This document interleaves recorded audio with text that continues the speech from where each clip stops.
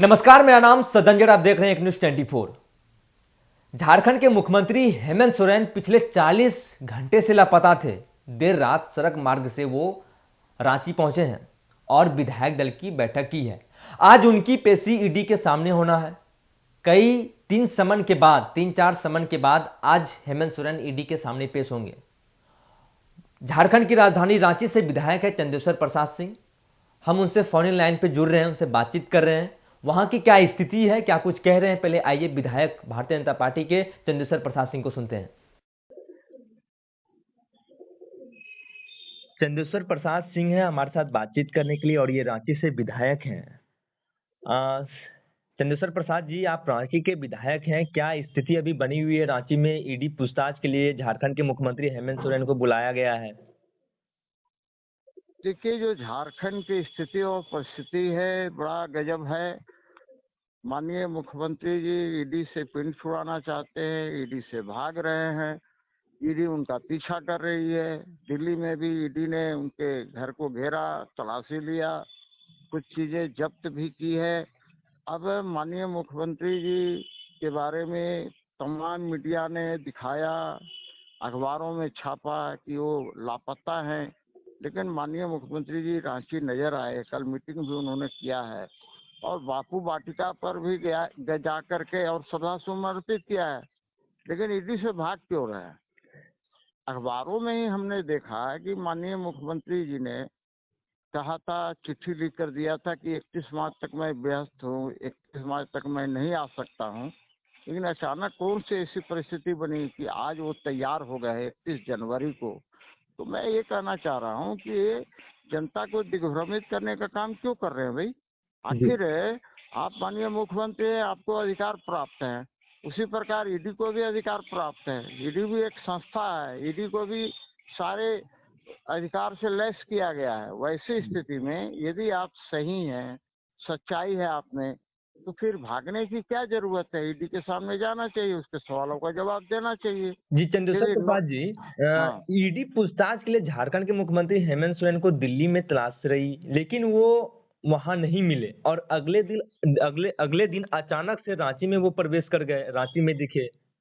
अब वो तो कैसे आए? आज मैं अखबार पढ़ रहा था सुबह में, मैंने देखा कि कैसे कैसे दिल्ली से रांची आए हैं। मेरा ये कहना है कि भाई ईडी कहीं भी बुलाए, कहीं भी पूछताछ करे, हमें जाने में दिक्कत क्या है? मेरा ये कहना है कि ईडी भी कोई बाहर की दुनिया से तो आया नहीं है, देश जी का ही एक संस्था है, जो अधिकार संपन्न संस्था है, जैसे संवैधानिक अधिकार प्राप्त है। वैसी स्थिति में एक दूसरे का आदर करना चाहिए, जी एक दूसरे का सम्मान करना चाहिए। यदि मैं इसी प्रश्न को पूछ रहा हूँ कि यदि ईडी के ऊपर आरोप लगाते हैं, ईडी के साथ आप नहीं जाते हैं, तो झारखंड में भी एसीबी है ना। कल कोई एसीबी वाले किसी को बुलाने के लिए पूछे, वो कहेगा साहब नहीं जाएंगे हम। वैसी स्थिति क्या उत्पन्न होगी? तो जी मेरा ये कहना है कि भाई एक दूसरे का सम्मान करना चाहिए। Courtesy begets courtesy. और ऐसे भी कहा गया है कि nobody is above the law, no जी body is above the law. तो मेरा कहना, कानून सबके लिए बराबर है, तो कानून का सम्मान करना चाहिए। यदि आप भारत के संविधान में विश्वास करते हैं, तो कानून जो बने हुए हैं उस कानून का सम्मान कीजिए। कहीं कोई ऐसी स्थिति नहीं होगी। लेकिन पूरा देश, पूरे न्यूज चैनल 2 दिन तक यही चलाते रहे जी कि हेमंत सोरेन जी गायब है, 24 घंटे से लेकिन लापता है। लेकिन आपके जो प्रदेश अध्यक्ष हैं बाबूलाल मरांडी जो हैं, उन्होंने तो अपने एक्स के माध्यम से लिख भी डाला कि झारखंड के सीएम लापता हो गए हैं। साथ ही उन्होंने ये भी लिखा, ढूंढने वालों को 11,000 रुपया इनाम दिया जाएगा। देखिए, राजनीति में इस तरह की बातें चलती रहती है, कोई सामान्य सी बात है। आप देखते होंगे कि जब जनता या कोई विरोधी पार्टी नाराज होता है, तो किसी सांसद, किसी विधायक के बारे में 2 4 10 पोस्टर सटवा देता है जहाँ तहाँ कि लापता है, जो खोज के लाएगा उसको इतना इनाम देंगे। तो ये सामान्य सी बात है जी राजनीति के लिए। जी मेरा लेकिन ये कहना है कि अ, माननीय मुख्यमंत्री तो एक झारखंड का माननीय मुख्यमंत्री है ना।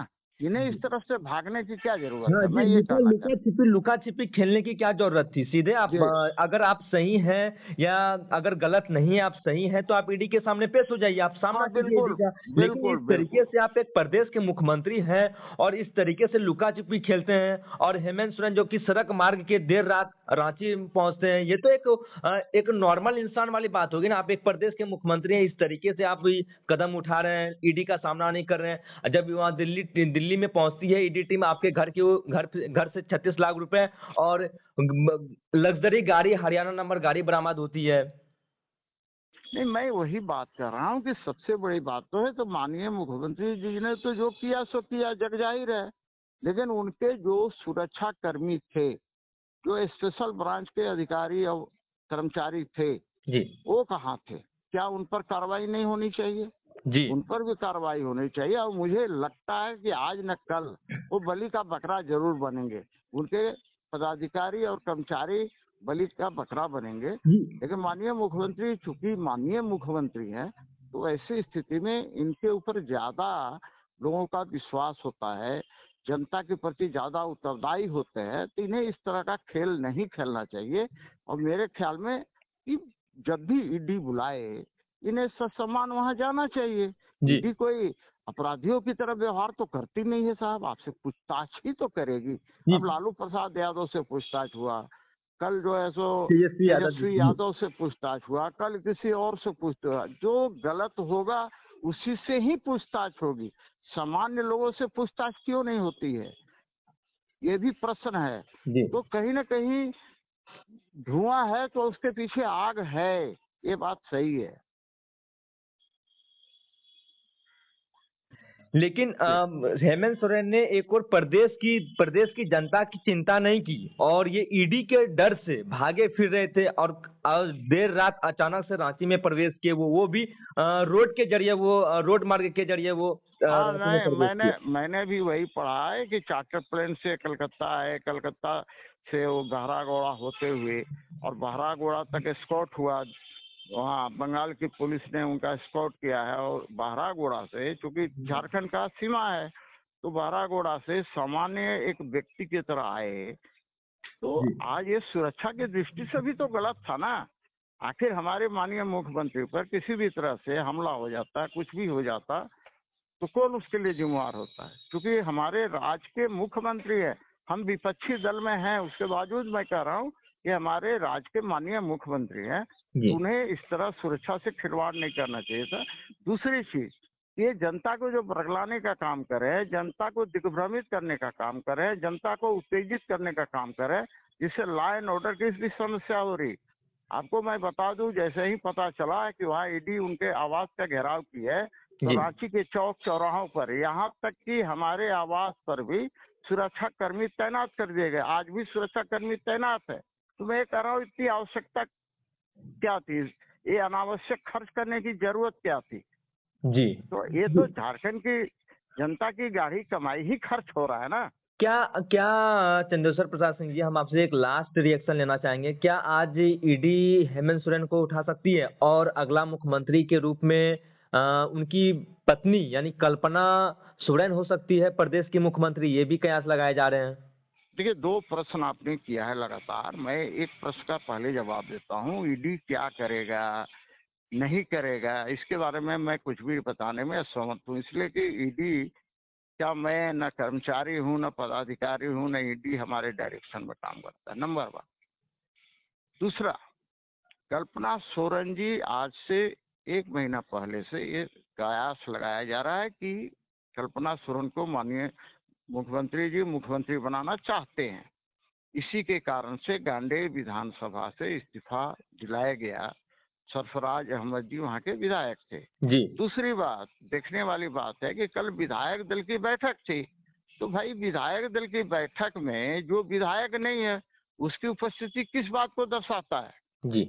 तो हम देख रहे थे, कांग्रेस के नेता का देख रहे थे कि अरे भाई, उनकी धर्म पत्नी है, उनकी सगनी है, तो क्या सांसद अपनी धर्म पत्नी को क्या बगल में बैठा सकता है? क्या हॉल के अंदर, लोकसभा के अंदर, राज्यसभा के अंदर बैठा सकता है? क्या क्या झारखंड विधानसभा में धर्म संगनी को लेकर कोई जाकर के अंदर बैठा सकता है क्या? उसके लिए दर्शक दीर्घा होता है। जी तो भाई तो ये इस बात का संकेत है।